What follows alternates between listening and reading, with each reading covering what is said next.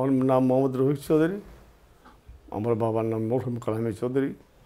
আমার বাড়ি সরেপাড়া, বৃহত্তর সরেপাড়া, বর্তমানে নর্থ সরেপাড়া 11 নম্বর ওয়ার্ড। তো মার্চ মাসের প্রথম দিকে যে ঘটনাটা আমরা জানতে চাই, প্রথম ধন্যবাদ আমাদের কর্তৃপক্ষকে, বাংলা ফিল্ম ইনস্টিটিউটকে ধন্যবাদ জানাই আজকের এই উদ্যোগটা নেওয়ার জন্য। এবং মার্চ মাসের থেকে যেহেতু আমরা তথ্য জানতে চাচ্ছি, মার্চ মাসের প্রথম থেকে বাংলাদেশে তখন উত্তপ্ত একটা অবস্থা ছিল। তখন তো তোকর আন্দোলন, নির্বাচন 70 নির্বাচন হওয়ার পর থেকে একদিনও মানুষ, এই দেশের মানুষ বসে ছিল না, মিছিল মিটিং অব্যাহত ছিল। কখন সংসদ বসবে, তাকে একদিন সংসদ আহ্বান করেছে মার্চের প্রথম সপ্তাহে। হঠাৎ করে এই এখন সংসদ স্থগিত ঘোষণা করেন। এই সংসদ যখন স্থগিত ঘোষণা করে, তখন থেকে বাংলাদেশে আরও বেশি বেশি ক্ষোভ বিক্ষোভ ফেটে পড়ছে আস্তে আস্তে। সারা দিন রাত মিছিল মিটিং অব্যাহত ছিল। ঠিক এমনি একটা অবস্থা 3 মার্চ 3 তারিখ আমাদের চট্টগ্রামে প্রার্থীর উদ্যোগে একটা প্রার্থী আওয়ামী লীগ ছাত্রলীগ সব যৌথভাবে একটা মিছিল বের করেন। তার থেকে প্রার্থী ইউনিয়ন ওয়ার্ড থেকে মিটিংটা অর্গানাইজড হয়। এখান থেকে আমরা জাউতলার দিকে প্রদক্ষিণ করি। তার পাড় থেকে শুরু করে বাজার দিয়ে হইয়া রেল ব্রিজ হইয়া রেল স্কুল দিয়ে টার্নিং একটা পয়েন্ট আছে, ওয়ার্কশপ গেট, ওখান থেকে সেগুন বাগান রোড দিয়ে জাউতলা প্রদক্ষিণ করছে, স্কুলের পাশে প্রদক্ষিণ করা ছিল। ঠিক তখনই আমরা এই স্লোগান দিচ্ছি জয় বাংলার স্থিরভাবে। তখন কিন্তু মধ্যপথেই স্কুল কলেজকার সাথে একটা সামনে একটা লাকড়ির দোকান ছিল, ওখান থেকে আঘাত শুরু হয়েছে। তখন মিছিল তো সামনে দিকে যাচ্ছিল, আঘাতের পরে এখানে আস্তে করে মিছিল ছত্রভঙ্গ হয়ে যায়। ওখানে আমাদের কিছু লোক কোথায় কোথায় হারিয়ে গেল, পরে আমরা খুঁজে পাইনি, কিছু আমরা ব্যাক করছি। এরপর থেকেই সারাটা দিন আমরা এদিকে ধাওয়া করি, ওরা দিক থেকে ধাওয়া করে।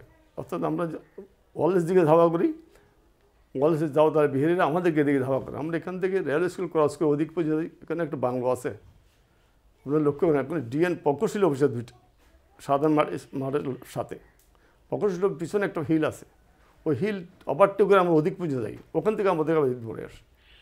তৎক্ষণাৎ গোলাগুলি না, ওখানে তখনকার তো কার্তুজ বন্দুক ছিল, এই বন্ধুর গোলাগুলি আর তার বিয়ের দিকে বিভিন্ন ধরনের বাজি এগুলো মারা আরম্ভ করছে। আমাদের কিন্তু বাঙালির হাতে এসব অস্ত্র কিছু ছিল না, আমাদের লাঠি সোটা ছিল। তখন রেলে ঘেরা ছিল ত্রিশূল আকারে, ওই ঘেরাগুলোকে আমাদের তখন এমন স্পিড আছে বাংলাদের মধ্যে, ত্রিশূলগুলো রেট থেকে বাইরে করে দিয়ে দৌড় আরম্ভ করছে, ওদেরকে আঘাত করার চেষ্টা করে। তো ইতিমধ্যে আমাদের বেশ কিছু লোক হতাহত হয় বাঙালি। আমাদের সব মানুষকে আমরা চিনিও না, কিন্তু আমাদের মধ্যে, আমাদের মিছিলের মধ্যে যারা ছিল, সর্বশেষ আমার এক বন্ধু, আমার ছোটো ভাই বীর মুক্তিযোদ্ধা মোহাম্মদ ইসলাম আঘাতপ্রাপ্ত, মানে আঘাতপ্রাপ্ত হয়েছে। ওর মধ্যে আমরা ওখান তারে এদিকে আসার সময় তখন বেশ কিছু লোক মারা গেছে, রাস্তায় পড়ে গেছে। অর্থাৎ আমরা কিছু লোক এদিকে নিয়ে তাদেরকে হাসপাতাল করার জন্য নিয়ে গেছে লোকজন। আমরা এদিকে আসতেছি, আবার যাচ্ছি, আবার আসছি, এইভাবে ধাওয়া পাল্টা দেওয়া হচ্ছে।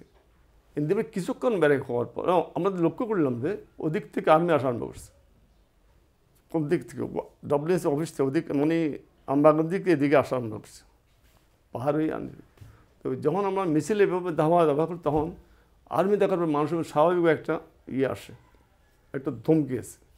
আমরা এদিকে আসি, আর্মি যখন নামে তখন সংগ্রাম পরিষদের নেতৃবৃন্দ কিন্তু তখনকার সংগ্রাম পরিষদ চট্টগ্রাম জেলার এমআর সিদ্দিক ছিলেন সভাপতি, জানাব এমআর সিদ্দিক সাহেব সভাপতি ছিলেন।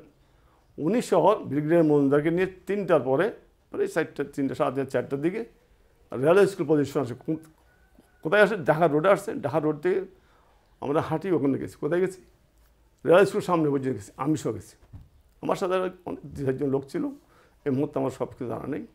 তো আমি কিন্তু আমার দিকে ঘটনাগুলো বলতে আরম্ভ করছি, অর্থাৎ কীভাবে ঘটনা শুনছি, মানে আমরা জানছি, বাবু তুমি দেখছো ঘটনাটি কী হয়েছে? তখন আমরা মিছিল যাচ্ছিলাম, এই ঘটনা মারামারির মধ্যে আমাদের বেশ কিছু লোক তখন এখানে পড়া অবস্থায় আছে, লাস্ট উইক কেউ সহায়তা পারেনি।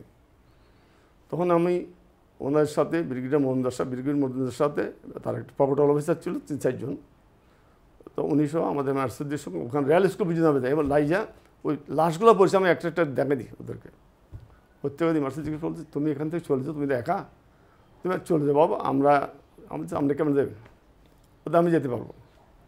তারপর উনি ওদের সাথে মজুমদার সাহেব উনি মার্চ করলেন, আমরা এদিকে চলে আসছেন। এটা হলো মূল মিছিলের মূল ঘটনাটা।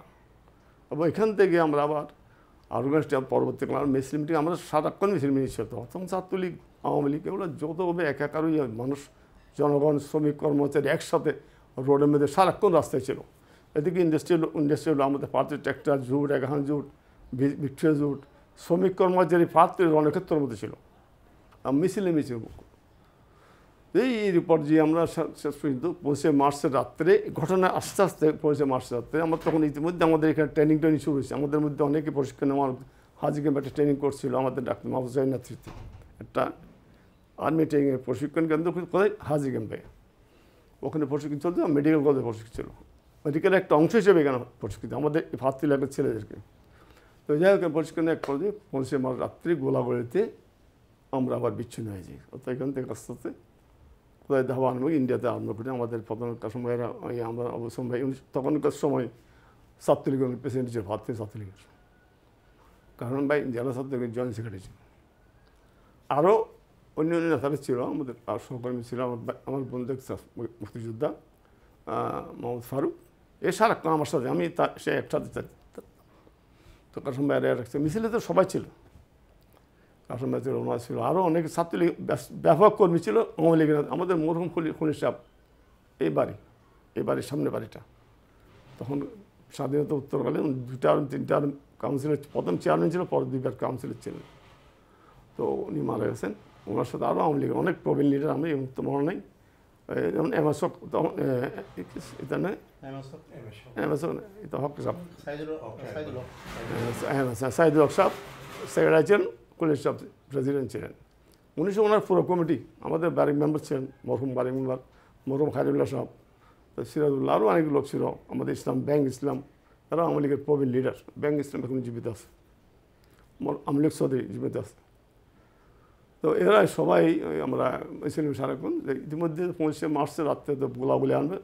মেহদুর রফিক সাহেব তখন এই পিআর ছিলেন, আমরা জানতাম না, আমি ব্যক্তিগত জানতাম না। তো ঘটনার পর যখন ঘটনা প্রকাশ হয় তখন মেহদুর রফিক সাহেব নামটা আসে, ক্যাপ্টেন, তখন ক্যাপ্টেন ছিলেন বিশাবাদ। ওনার নেতৃত্বে এই পিআরের ওই রেল এলাকায় একটা বাংলাতে অবস্থান নিয়েছিলেন, রেল এলাকায় কাঠের বাংলা, ওখান থেকে উনি প্রোটেক্ট করেন। এই যা হোক উনি ওনার যেহেতু উনি শিক্ষিত, আমার প্রশিক্ষণপ্রাপ্ত লোক, ওনাদের মতো করে আর্মিকে মোকাবিলা করছে। শেষ পর্যন্ত বিটিআর ক্যাম্প আমাদের নিয়ন্ত্রণে ছিল, সাবজেক্টের সাজেস্তে বুঝতো। হঠাৎ করে এখন আমরা নিয়ন্ত্রণ হারিয়ে গেছি, বা ইপিআর হারিয়ে গেছি, সবাই মানে দল ছুটে গেছে। তখন ক্যাম্প সারিতে হয়েছে, ক্যাম্প সারিয়ে মানুষ অনেক ইউনিফর্ম সাইডা এমনি লুঙ্গি টুঙ্গি নিয়ে এদিক থেকে আরম্ভ করছে এই তখনকার ইপিআর সদস্যরা। তো আমরা এদিক থেকে ইন্ডিয়াকে আমাদের সকল সিনিয়ররা সব নিয়ে চলে গেল, আমরা অনেক পরে গেছি। তো এইটা হচ্ছে প্রাথমিক চট্টগ্রাম অঞ্চলের পাত্রীদের ঘটনা, বৃহত্তর পাত্রী এই ঘটনাটা। এখানে সারাক্ষণ পাত্রী যদি বৃহত্তর পাত্রীতে তখনকার শ্রমিক কর্মচারী, ছাত্র জনতা, এরা যদি একাকার না হইতো কিন্তু আন্দোলনে আরেক তীব্রতার রূপ নেই। চট্টগ্রামে এইরকম আন্দোলন আর হবে কিনা আমরা জানি না, এরকম আন্দোলন আর হবে কিনা, লেকিন আমার চোখে কিন্তু চট্টগ্রাম একটা বৃহত্তর একটা আন্দোলন। এই আন্দোলন থেমে দেখছিল না। আফটার মানে যুদ্ধ চলাকালীন এবং যুদ্ধ আফটার লিবারেশন পর্যন্ত কন্টিনিউস ছিল। যুদ্ধ শেষ পর্যন্ত আমরা এখানে আন্দোলনে ছিলাম। যুদ্ধ শেষ করি, শেষে আমরা আমাদের অস্ত্র আমার দেশকে পাহাড় হয়েছে এই এলাকাতে। এই এলাকায় যত টেক্সটাইল মিল, ঝুট মিলের কারণে আমাদের মাহফুজের নেতৃত্বে আমরা এটাকে রক্ষণাবেক্ষণের দায়িত্ব, আমরা ইভেনকে রেল পর্যন্ত আমাদের অত ফোর্স ছিল। আমাদের শুধু একটা টিম না, মাহফুজের নেতৃত্বে 10-12টা টিম ছিল একসাথে যত আমরা কাজ করতাম। তো এই ছিল আমাদের মার্চ মাসের ঘটনা, স্বাধীনতার যুদ্ধ অংশ নেওয়া পর্যন্ত। এই আর কি, এটা হচ্ছে আমার কথা।